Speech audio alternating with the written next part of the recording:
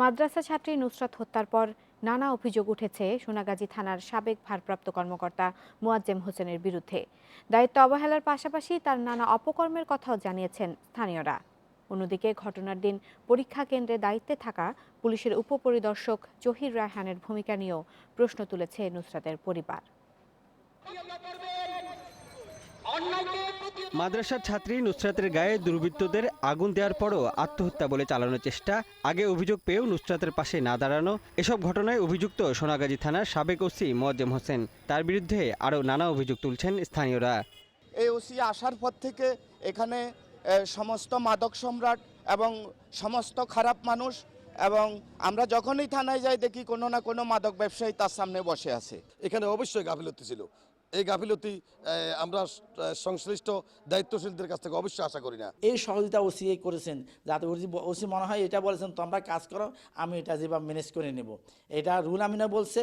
এবং ওসির সাথে তাদের সাথে দরম একটা সম্পর্ক ছিল, যার কারণে এই জিনিসটা হয়েছে।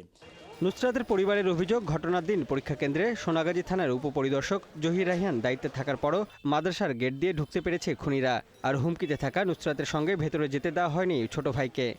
যেহেতু সে অধ্যক্ষের শেরদোলা কী করছে পক্ষ বেছে নিয়েছে, না হয় মেয়েকে এইভাবে হয়রানি করতে হয়, ছেলেকে পরীক্ষার হলে ঢুকতে ভয় দিত।